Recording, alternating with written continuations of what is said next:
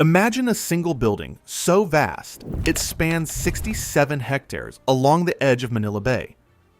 A structure with its own arena, its own science museum, its own seaside boardwalk, and a parking lot that swallows 5,000 cars whole. Imagine a banking network with more than 1,500 branches and roughly 5,000 ATMs scattered across 7,000 islands. A financial nervous system woven so deeply into the country that nearly every paycheck, every loan, every remittance from abroad eventually flows through it.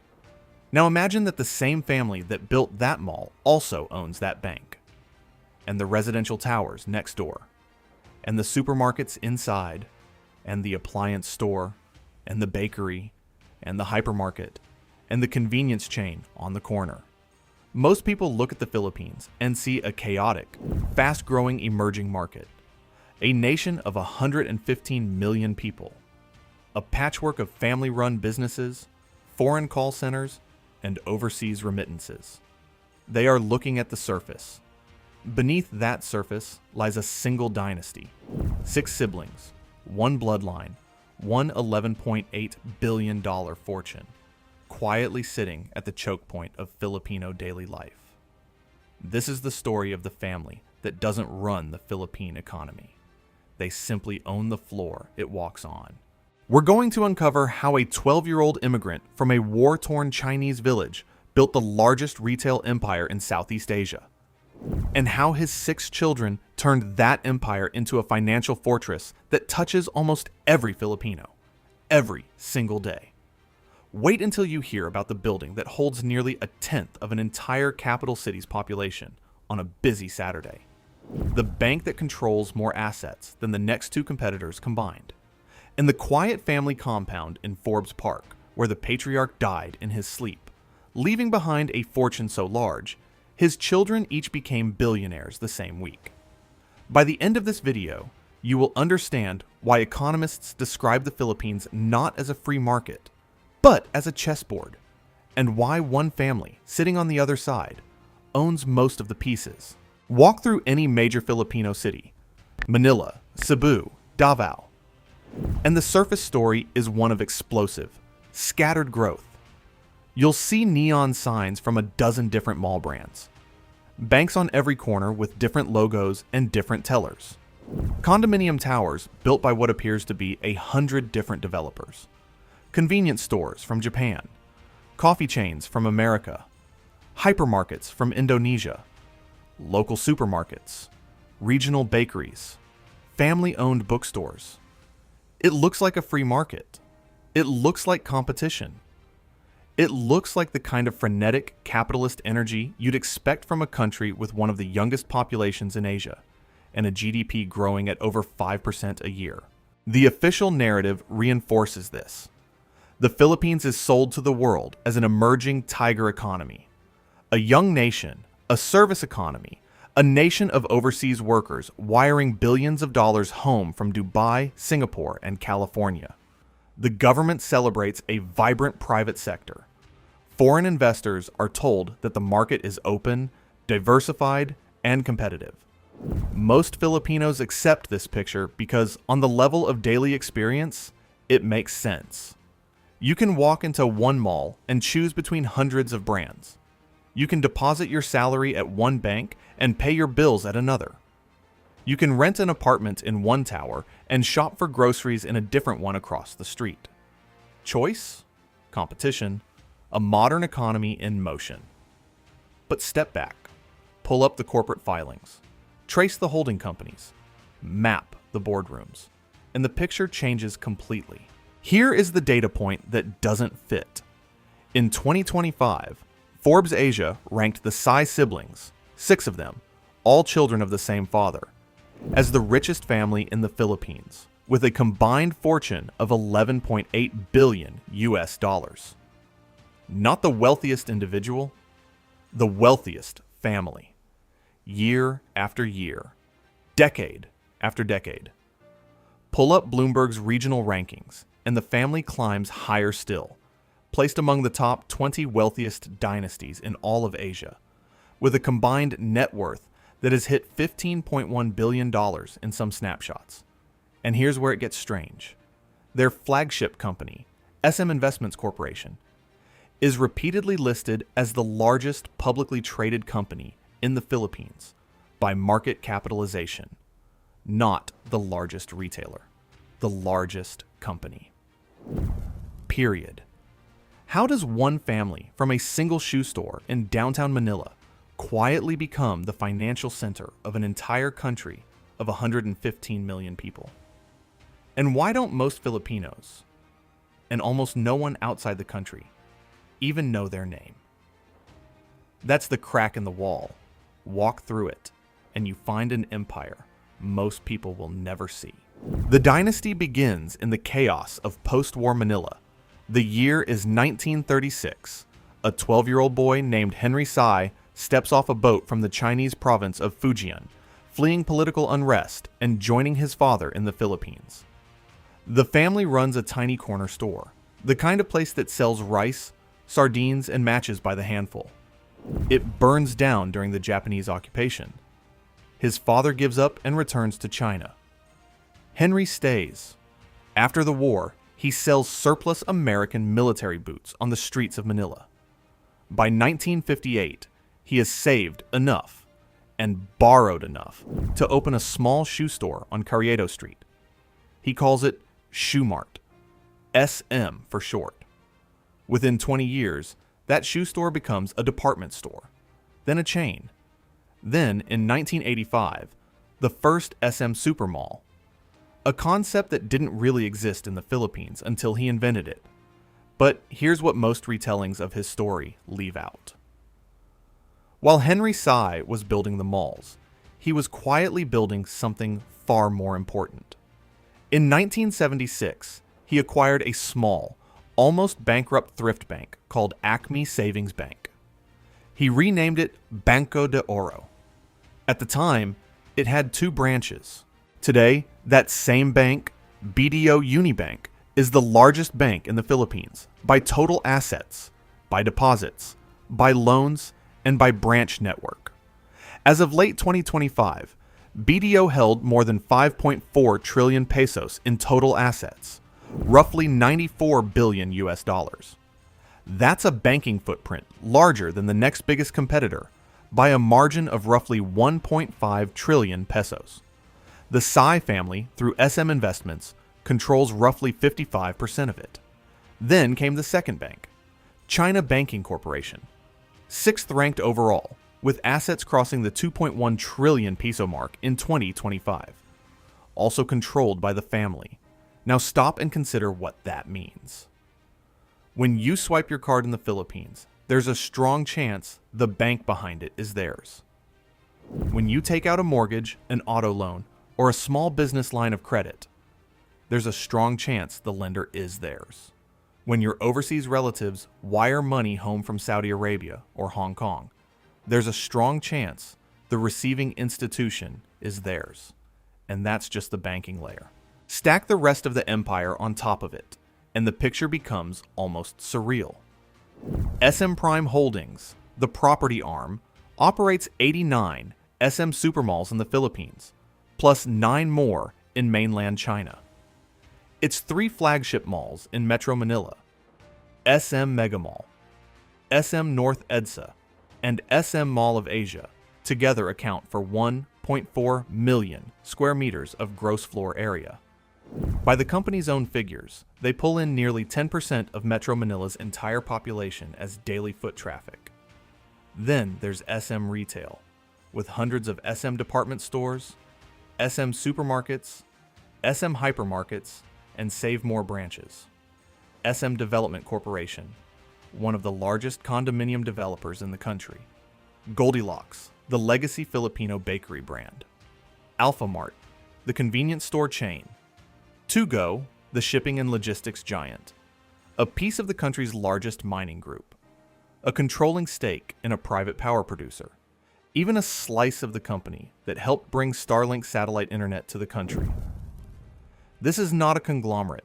It is a closed loop. You shop in their mall. You eat in their food court.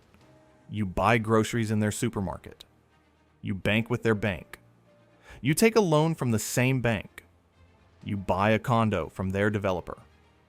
You ride the elevator their company maintains. And on the way out, you stop at their convenience store for a bottle of water. Every floor you walk on, every receipt you sign, a small, invisible toll, paid back to one family. Now, let's quantify what this actually means. Because the numbers, when you frame them properly, stop being numbers and start becoming a kind of gravity. SM Mall of Asia alone sits on 67 hectares of reclaimed land along Manila Bay. That's larger than Vatican City.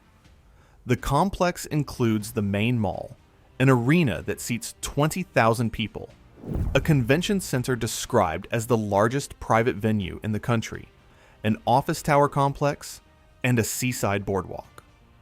Daily foot traffic averages around 200,000 people. On peak days, it pushes past 300,000. A single mall that moves more humans through it in a single weekend than most American cities have residents. Across the SM Mall network, the company reports an average daily foot traffic of 3.5 million people every single day. Across a year, that is well over 1 billion individual mall visits in a country of 115 million. Now layer on the bank. BDO Unibank holds roughly 5.4 trillion pesos in assets, bigger than the next two largest banks combined in some years. Roughly 1 out of every 4 pesos sitting in the Philippine commercial banking system passes through institutions controlled by this one family. Now layer on the property. SM Prime is the largest publicly listed property developer in the Philippines by assets. Its land bank stretches across nearly every major city in the archipelago. From the financial district of Bonifacio Global City, where it co-owns the Neo office portfolio, to the Mall of Asia complex on Manila Bay, to seaside megacities in Cebu and Davao, the family is, almost literally, building the country's skyline. Compare this to the United States, and the scale becomes vivid. Imagine if a single American family owned Walmart, Bank of America, Simon Property Group, and a chunk of Chase, all under one roof. Then imagine that same family also owned a major supermarket chain, a major hypermarket chain, the country's biggest bakery, a top logistics company, and a meaningful slice of the national power grid. That is the closest analogy to what the Sy family is in the Philippines. And even that comparison undersells it, because the Philippines is a smaller economy with fewer competitors, which means their share of the daily life of the average citizen is even larger. Every time you walk into an SM mall, you are putting money in their pocket. Every time you swipe a BDO debit card, you are putting money in their pocket. Every time you pay rent in an SMDC condo, every time you buy bread at Goldilocks, every time you order something delivered by To Go, every time you swipe at an Alphamart, money flows quietly back to the same 6 siblings. It is the most successful chokepoint strategy in modern Southeast Asian history. And almost nobody outside the Philippines knows their name. Here's where the contrast becomes almost cinematic. Henry Sy, the patriarch, was famous for his austerity. He lived for decades in the same understated home in Forbes Park, Makati's most exclusive enclave, but kept the lifestyle of a man who had grown up sleeping above his father's sari-sari store. He wore simple suits. He worked into his 90s. His personal motto, repeated across decades of interviews, was a quiet line about working harder when times got worse. He was the richest man in the Philippines for 11 straight years. And yet, when he died in his sleep in January 2019 at the age of 94, the headlines were not about yachts or private islands. They were about a quiet old man who had simply never stopped showing up to the office. His estimated net worth at death, $19 billion US. His children carry on the same disciplined, almost monastic public image. Teresita Sy-Coson, the eldest, is the chairperson of BDO and one of the most powerful women in Asian banking. Yet, she gives almost no public interviews and is rarely photographed at high society events. Her brothers, Henry Jr., Hans, Herbert, Harley, operate the same way. Boardroom warriors, architects, engineers of an empire, quiet by design. But beneath the simple suits is a private reality very few Filipinos ever see. A network of luxury homes inside Forbes Park, where the average lot trades in the tens of millions of US dollars. Private aviation, quiet European holdings, children educated at the most elite institutions in Manila, Hong Kong, and the United States. The third generation is already taking the stage. Jessica Sy, granddaughter of Henry Sr., heads design and innovation strategy at SM Prime. Hans Sy Jr. runs the engineering arm. The transition from founder to dynasty is no longer theoretical. It is happening. And the most striking detail of all? While the family is worth tens of billions, the public face of the empire is still that humble shoe store on Corrido Street. The patriarch is gone. The empire is not. And yet, for all the visibility of their malls and banks, an enormous part of the story remains in shadow. Regulators have raised quiet alarms for years about the deep concentration of Philippine banking inside a small handful of family conglomerates. The International Monetary Fund has flagged it. The country's central bank has flagged it. Analysts have repeatedly pointed out that when one family controls the largest mall network, the largest bank, a top 5 bank below it, and a major property developer all at once, a single shock to that family's empire could ripple through the entire economy. What happens if that empire is ever truly challenged? By a regulator? By a foreign acquirer? By a political shift that decides too much wealth has accumulated in one bloodline? What happens to Filipino daily life if the choke point suddenly squeezes? These are not questions the family answers in interviews. They are questions you find buried inside investor reports, IMF papers, and the careful, hedged language of Philippine financial journalism. The story of the Sy dynasty is not finished. It may not even be at its midpoint. Because here's the strangest part. The family didn't get there by buying a mine, or striking oil, or inheriting a bank. They got there by selling shoes. Every dynasty in history has found the same thing. The choke point. The single spot in an economy where money is forced to slow down, line up, and pay a toll on its way through. For the Rockefellers, it was oil. For the Rothschilds, it was credit. For the Waltons, it was the supply chain. For the Sy family, the choke point was the floor. The literal ground that 115 million Filipinos walk across to buy food, deposit money, pay rent, and live their daily lives. They didn't fight for the products. They built the rooms the products are sold in. And that, more than anything, is the lesson hiding inside this story. You don't have to own the game. You just have to own the table.